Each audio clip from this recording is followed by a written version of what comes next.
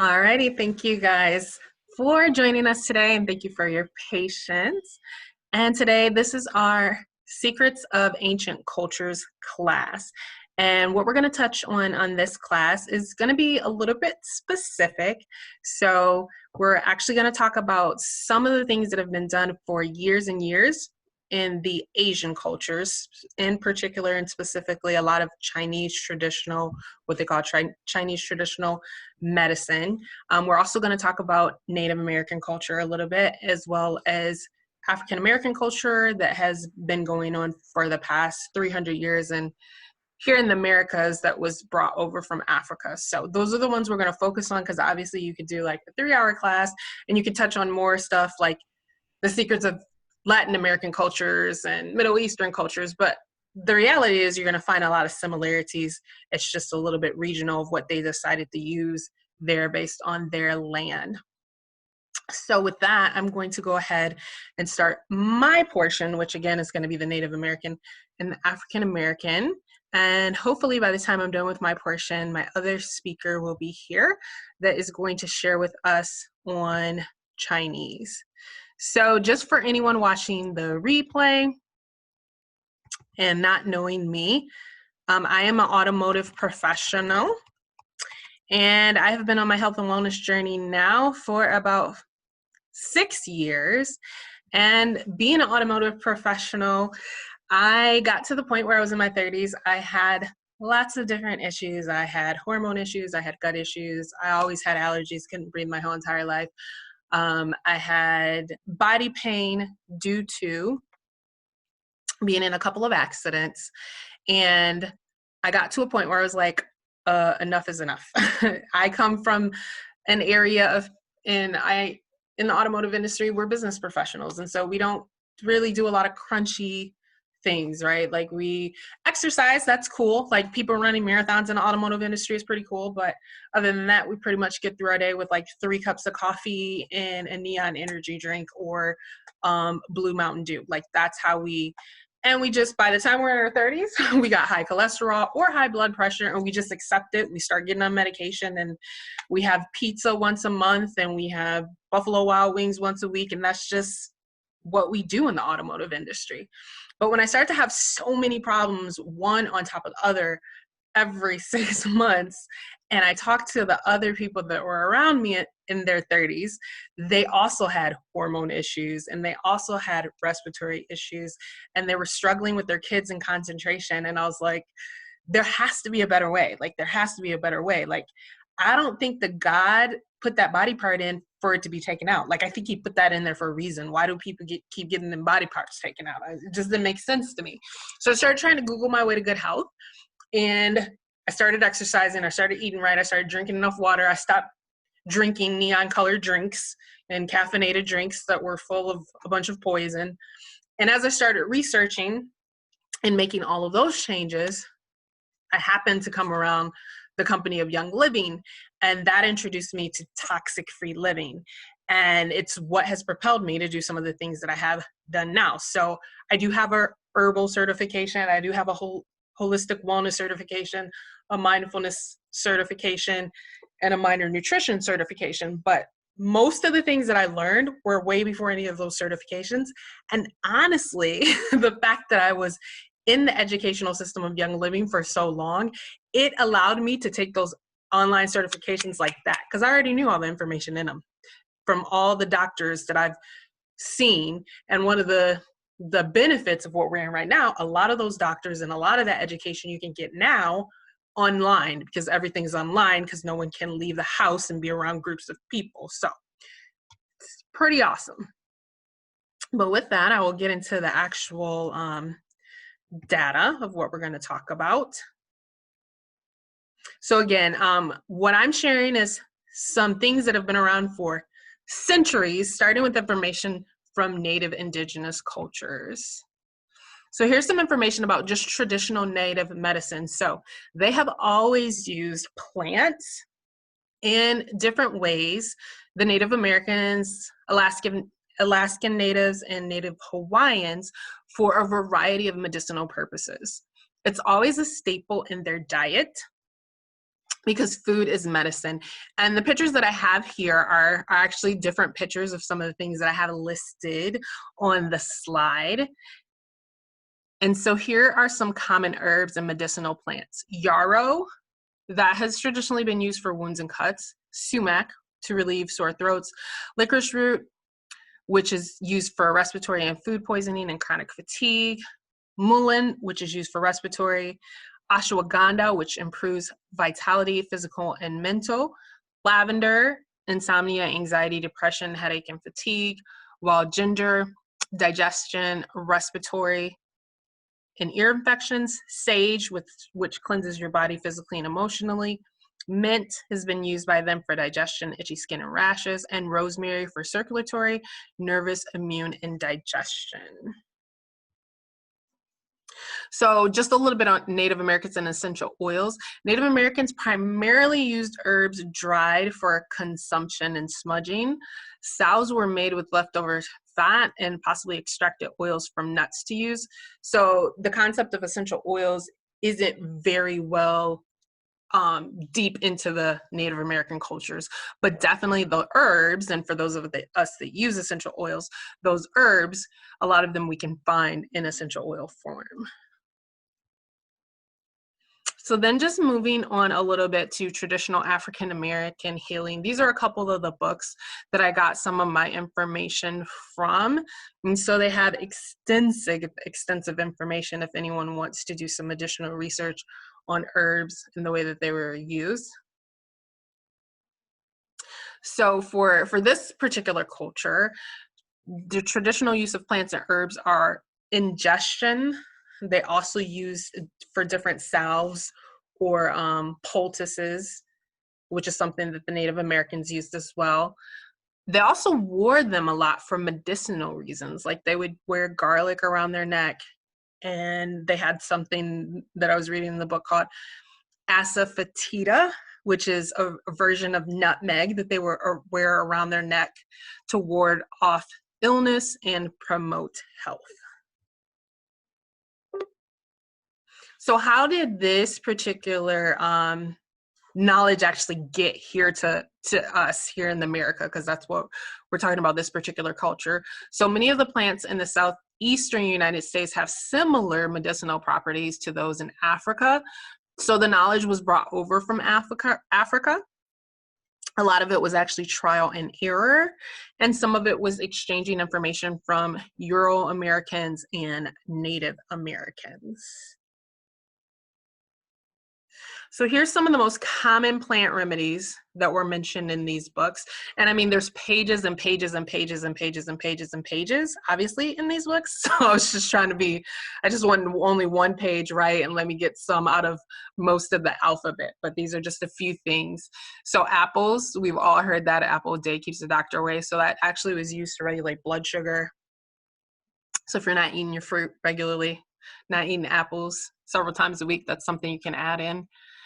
Black pepper has an antimicrobial effect. I think we learned something else about black pepper earlier today. Chamomile, relaxing to the mind and body. Echinacea is an immune stimulant. Fennel helped with digestion and oral support. Garlic help with bacteria and infections. Lemon for indigestion, circulation, and immune support. Onion, anti-inflammatory. Red pepper was preventative and used for pain relief. Sage, also used very regularly for overall healing properties.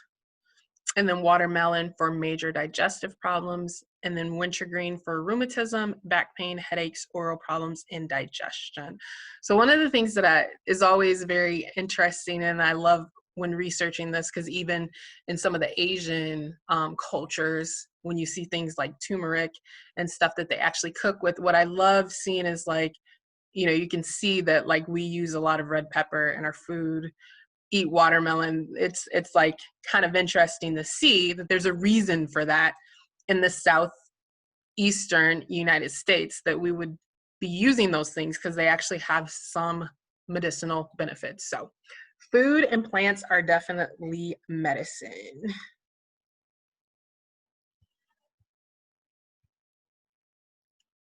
So then what is the connection between African American tradition and aromatherapy?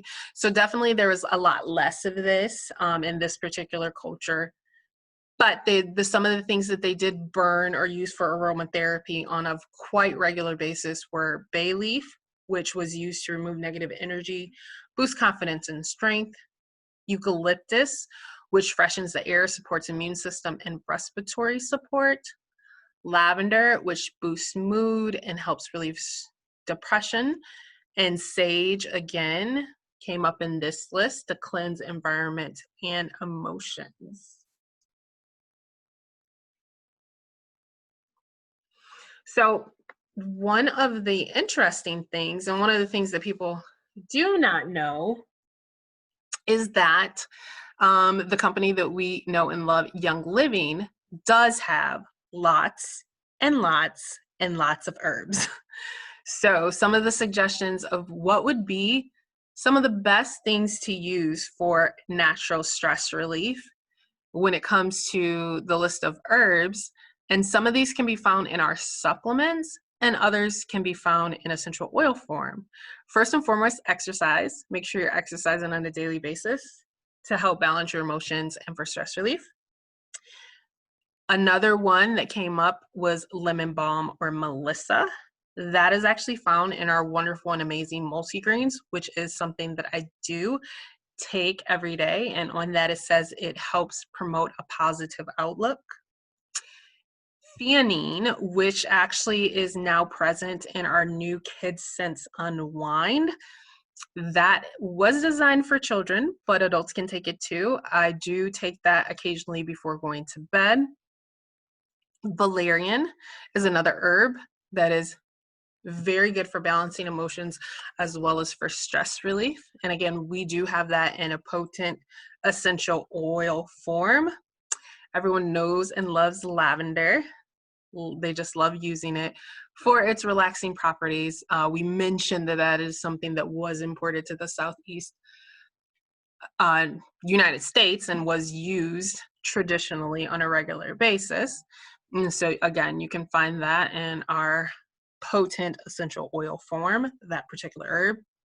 Chamomile is another one that came up a couple of times on the list. And so you can actually, again, get that in a potent essential oil form and just use 1 drop to create your own chamomile tea. In fact, I very regularly will create a lavender chamomile tea and take that at night with 1 drop of lavender vitality and 1 drop of chamomile vitality. Melatonin is actually something that can be used to help with sleep and relaxation and stress relief at night. That is found in our amazing ImmuPro. So ImmuPro is actually for immune support. It has all types of amazing medicinal mushrooms in it, as well as a few other things for a healthy immune system. But it will also help you with sleep because it has melatonin in it. We also had ashwagandha was one that came up on the list a couple of times. And you can find ashwagandha in our Power Jize as well as our Endojize. Endojize is the one that was formulated specifically for the endocrine system and can be used by anyone. Many people have found a lot of support and relief from Endojize.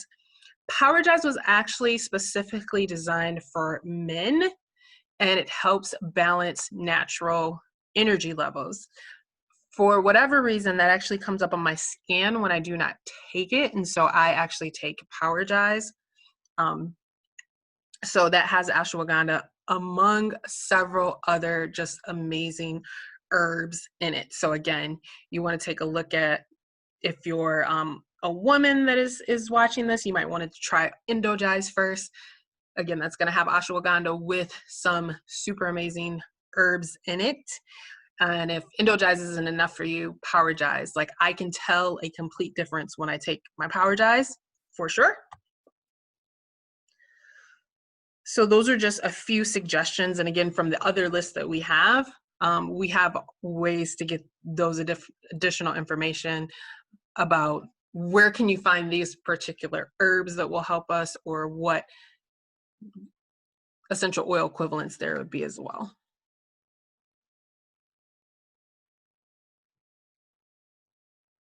So then another thing that I just want to point out, because there's lots of people who have been wanting to get into herbs or getting certified as an herbalist. And so I did find some information from the American Herbalist Guild and wanted to explain why it would be important that all herbalists or people that are interested in incorporating herbs, that they also consider essential oils in their practice. So again, this particular presentation, what we're talking about is emotional balance. We're talking about how can we relieve stress. And the reality is that essential oils are the best way to relieve stress. Why? Because of the graphic that we see here on the right. The essential oils and how they work with our olfactory system. So the scent travels until it reaches the olfactory bulb. The olfactory bulb then will take you straight to the limbic system of the brain. And so when you're inhaling it, you can see that the fragrance will go through your nasal passage and then your nasal cavity. Then you have all of these olfactory neurons. And so via the olfactory bulb, the aroma is sent directly to the center of the brain, to the limbic system, where it is processed and releases neurochemicals that can be relaxing, stimulating, sedative, etc., depending on the essential oil being used. So again, if we're talking about balancing emotions, if we're talking about relieving stress, we want to be using essential oils on a daily, regular basis. We want to have our diffuser going on a regular basis, and we want to be grabbing our essential oils, especially some of the ones that we have mentioned here that will be helpful for stress relief on a regular basis. So again, as maybe a certified herbalist is trying to help other people, or just as a concerned person that wants to help themselves and their family, reasons that the American Herbalist Guild mentioned why you should incorporate essential oils as well. Essential oils are being used in medical facilities around the world. Modern science confirms that the chemical constituents found in essential oils have tremendous therapeutic value in the biological activity. And it is the most and quickest way to de-stress due to the connection with the limbic system that is directly tied to our emotions. Some other good reasons to use essential oils: they can be used in the same way as many herbs and spices in a more potent form. It ensures that you are teaching on environmental wellness. So one of our favorite sayings is every essential oil that you're using is one less chemical you're using in your home. So as an herbalist, you may not have thought about environmental wellness or detoxing your home and your environment, but with essential oils, that allows you the opportunity to also work on getting toxins out in environmental wellness. The other thing is, if you decide to become a certified herbalist, people will ask you for recommendations. So why not be affiliate and get paid for each recommendation? Again, there are very few herbs that I have seen people mention that Young Living doesn't have. They simply have them synergistically put in a supplement. And then why not get paid for purchases when you're not physically present? So we haven't gotten to the beginning part of this presentation, but again, going back to Chinese medicine and the techniques that they use, and some of those are things like acupuncture and just the different techniques that they use. Well, someone has to physically be present to get that relief. But you can use essential oils during that practice, and you can have them leave with like a peppermint essential oil or a deep relief, and they can continue to use that while they're not there with you, and they may need to reorder it. And so it's a way for you to have an additional stream of income when you're not physically present.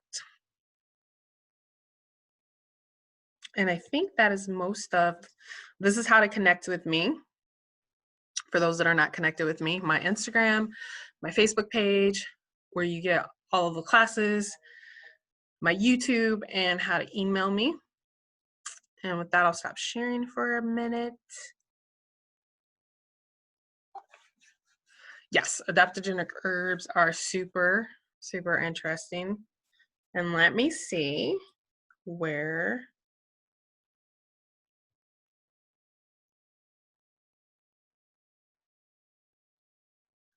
Okay, so I don't know. I guess there's something wrong with the train. So I will just go back to sharing and I'll try to run through some of this other information that we have that's not actually mine on the Chinese medicine portion. And hopefully we can redo some additional information in the future on this. So, but my friend Jerry was supposed to be sharing this information. He's from Chicago and he got into this because he actually had a lack of food and nutrition and lack of support when he was younger. And so he wanted to learn about food to take better care of his health and his family. And that drove his desire to try to start teaching the community. So he is into culinary arts as well as Chinese medicine at this time. So he found purpose in learning to cook as a child, loving nature and wanting to teach people. At the time he didn't know that acupuncture or Chinese medicine was even in the US. And after culinary school, he actually ended up working at a dojo and signed up there for 5.5 years. And another driving force is there are a lot of problems with society, industrialization, and big pharma. And this information is taken from an article in AmericanProgress.org. And so a lot of us know that people are starting to lose trust in big pharma and industrialized culture. And the reasons are medicine has side effects. So really medicine is taken from these plants and then it's isolated without the synergistic pieces, and that usually results in side effects. Taxpayers fund basic research, and the federal government actually provides perks for drugs. So those are just some of the reasons why to look into alternative forms of self-care and medicine. And then a little bit about the holistic medicine and community. The pineapple is a symbol of the holistic community in many Asian cultures and in Hawaii. And in Asia and almost any country outside the US, most of those cultures know how to use herbs in their cooking as well as food as medicine. So again, that's kind of what I started out talking about. If we just dig into every culture, right? Latin American culture, Middle Eastern culture, and Native cultures, that's what we always did. We always did mint tea and herbs and take this. And it's only been recently in the last 150 years that we've actually lost some of that. So when it comes to these herbs and essential oils that seems a little bit different and weird, it's really honestly going back to what we used to always do. So we use the mantra, I hashtag this all the time, let food be thy medicine and medicine be thy food, from Hippocrates. Food brings people together and it's an icebreaker. It empowers people who can't afford overly expensive Western medicine to learn what to and what not to put in their body so they could just stay healthy. It gives people their strength. They can become healthy both mentally and physically and energy back to be their best selves. And the family can teach their children how to cook, hunt, fish, and secure food. So just a history of Chinese medicine. It is over 2,000 years old. Things that are included are Xinong, Shanshai, Shong, Jing, Sun, Si, Mao. I don't know how to speak Chinese, so you guys can pronounce those however you want. Many schools of thought. There's the thought of cold damage versus warm disease, barefoot doctors and TCM, martial arts and meditation. And Chinese medicine uses intricate system based on a few different schools of thought, such as Taoism, Confucianism, and Buddhism. So what are some of the things that are included in Chinese medicine? Acupuncture. Massage is actually based on Chinese medicine. Energy work, moxibustion, gua sha, fire cupping or pneumatic cupping, Chinese herbal medicine, and nutrition. So what is involved in a typical acupuncture session? So the intake is about 10 to 15 minutes.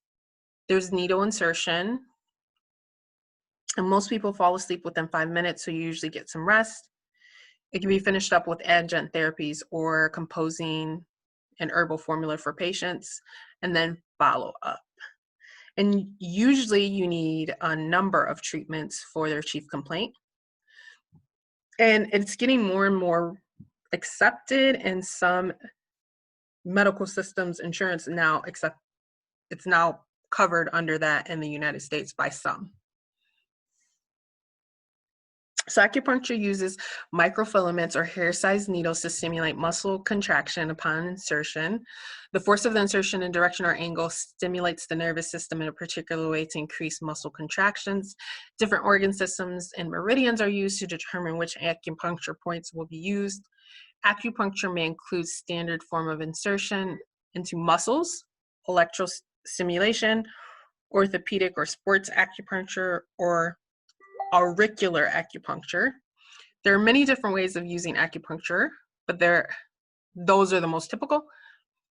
Acupuncture can be used for pain, insomnia, stress, and spiritual purposes, fertility, health, boosting the immune system, improving metabolism, and many other things. So Chinese medicine and essential oils. Essential oils have very strong properties, and so most Chinese traditionally certified Chinese medicine practitioners use them conservatively. They do definitely know that they use them on a regular basis to break up phlegm. They can be used in baths, lotions, and topicals. And you can also use a toothpick to apply to particular acupuncture points or mix it into the herbs or have them steamed. And they are definitely helpful in the case of trauma.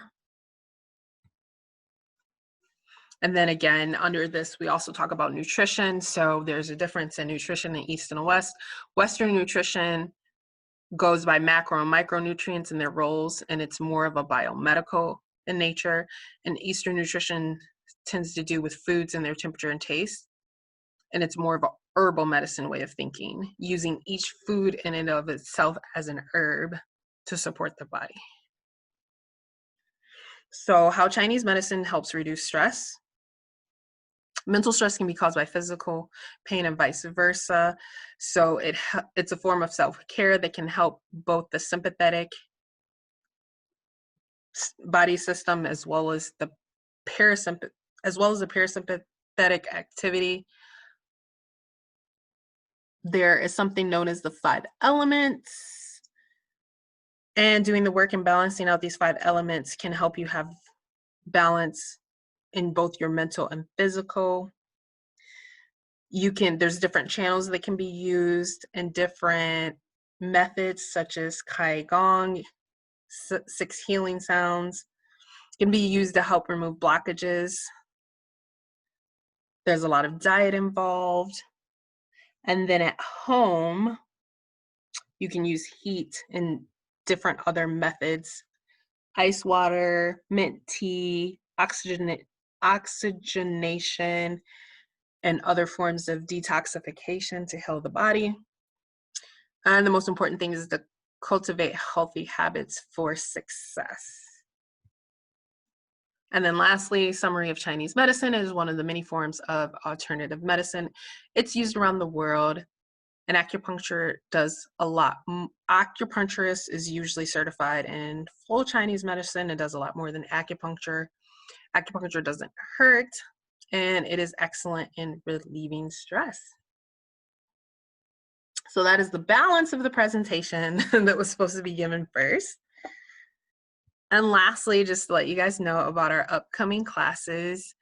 So tomorrow night at 8:30 p.m., we have our class on the new standard in clean beauty your competitive advantage.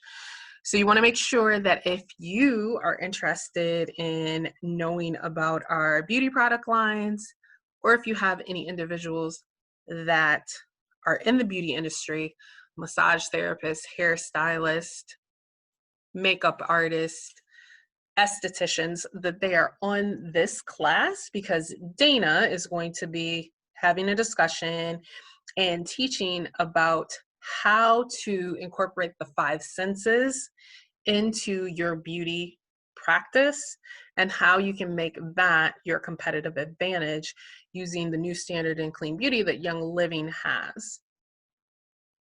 Thursday night, we're going to have our home-based business class for the first time in Spanish. Friday, we have our normal weekly scheduled home-based business chat. August 18th is our every other week that we have our Plants for Wellness, which is designed for international markets. So we share some information about South Africa and other not for resale markets in Europe and Africa, as well as in, if you're in Latin America, some of the information that we share could be applicable to you as well. But in particular, we have that class at noon so that it's in the evening for those that are in Europe and Africa. And then August 23rd, we have our virtual girls' night, our spa party, which we have rooms in both English and Spanish, where we get together and we do facials. So you want to definitely start looking up that information, starting to already send out some of those samples, because mail is taking 2 to 3 days longer. So I want to start getting that stuff out this week and hopefully have it wrapped up by Saturday to make sure everybody gets everything on time. And then Monday, 2 weeks from now, we will have a Staying Healthy While Traveling.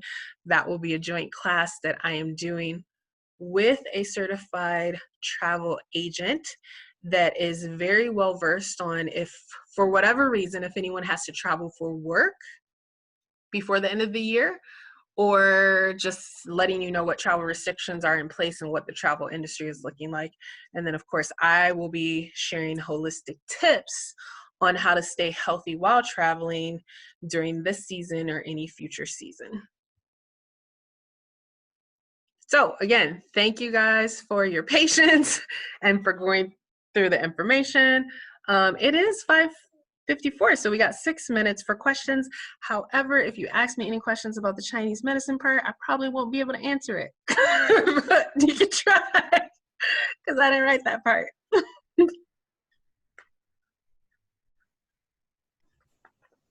Are we going to get a reprise with the Yes. reschedule possibly with him? Yeah, absolutely. Because I mean, the information that he sent me actually was like 3 classes worth, and I was like, this is way too much. Anyways, and so tiny. I was trying to read.